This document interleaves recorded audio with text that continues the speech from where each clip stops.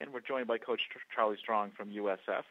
The Bulls begin their season Saturday against Elon at Raymond James Stadium in Tampa. Game will be at 6 p.m. Eastern Time. Will be available on ESPN3. Coach, thank you so much for joining us on the call today. If you could tell us how your preseason has gone as you head into the season opener Saturday against Elon. Well, it's great to finally get the season kicked off and then go against someone and we get tired of beating up ourselves. We've had some good days and we had some down days, but the thing about it, this team is beginning to come together, and I know it's going to take a little time because we lost so much leadership last season, but I'm so excited and looking forward to the start of the season. We'll take questions for Coach Strong. Please hit *1 on your telephone keypad to join the queue, then the operator will introduce you.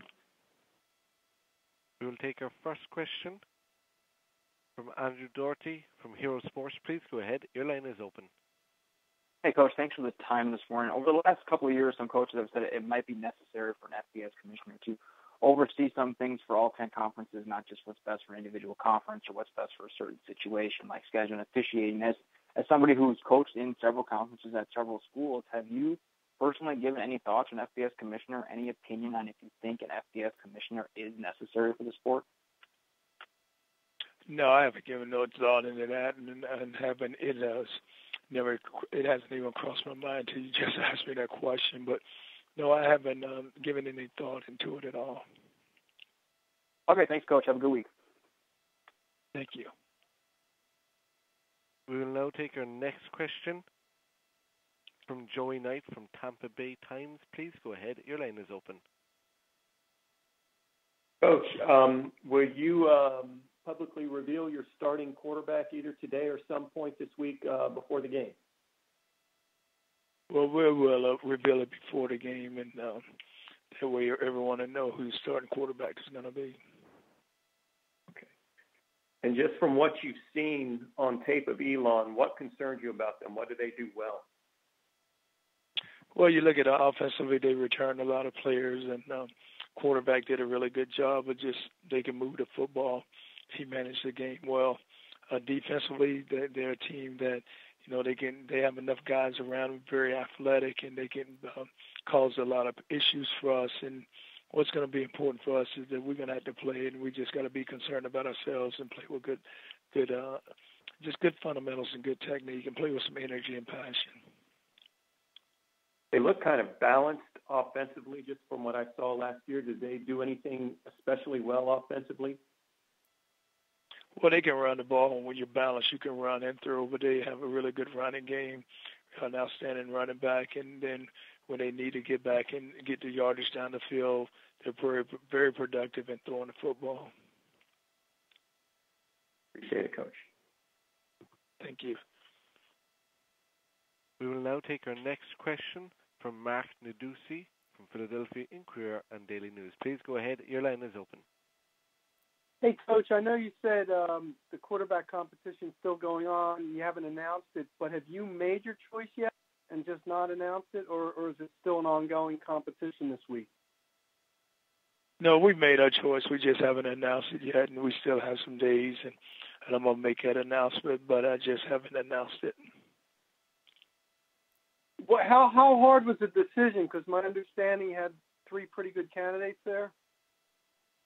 Yeah, tough decision. Anytime you're dealing with 3 guys and they've all been given equal reps at practice, and so now it comes down to making the decision, and you can only pick one. But it was tough, and all 3 of them we had a chance to sit down with them, but it was a tough decision to be made. Thank you. Thank you. We will now take our next question from Chris Day from NOLA.com. Please go ahead. Your line is open. Hi, Coach. I kind of had a general question about quarterbacks or transfer quarterbacks. What do you see as some of the primary reasons for the rise in the number of transfer quarterbacks in recent years? Well, a lot of times it has to do with who's there in the program where they are, and if they feel like they're good enough and they're not getting enough reps or they're not playing enough, then a lot of them are looking to transfer. And so that's going to become an ongoing problem. And because that's the only position you have that you can only pick one, and you're gonna have to play that one. Receiver, you got 3 or 4. Running backs, you're gonna have a ton of running backs to play, but it's a position that everybody wants to be the quarterback, and you can only have one. But it will always be a problem because some guys may think that the decision you make that they're better, they're better than the decision that you made. So now, they look to transfer. With graduate transfers and quarterbacks in that situation able to leave and be eligible to play right away, does that make it any more difficult for you to kind of manage a roster and to kind of build quarterback depth? Well, the thing is, as a head coach, you want to make sure that you do is that you always want to make your team better. So whether it be a quarterback or any other position, if they can come in and you feel like that's a need that you have and they can help you, and whether it be as a starter at depth, then you're going to always take a look.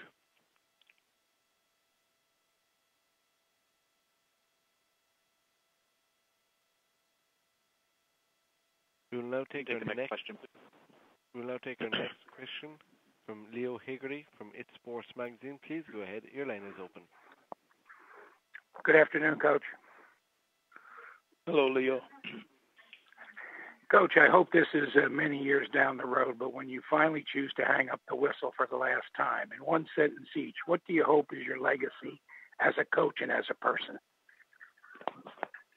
Well, Leo, I haven't even thought about that because I'm not looking to hang up that whistle anytime soon because I don't know what else I would do. But we're always looking to build young men, and we always want to make sure that we develop them and prepare them for life. But it's more about, I still got some years still left in me, and I really enjoy doing it.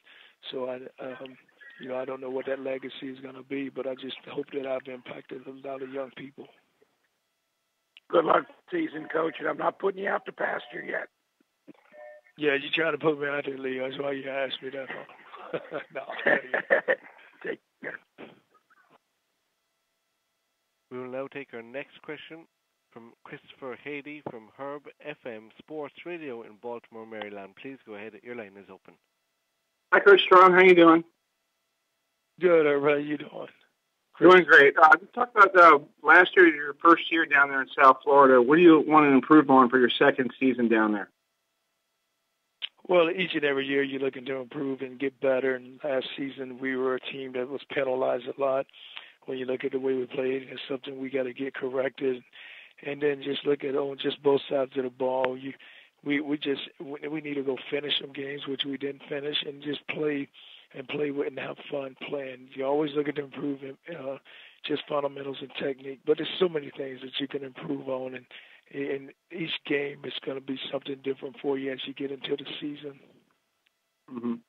And just talk about Coach Sigonelli, the guy from Elon. His father is well known as a good college football coach. He's probably from the same tree as his father. So what do you see his preparation for Saturday's game? Well, you said it. His father's well known, and his father was a really outstanding coach. So his son learned from his father.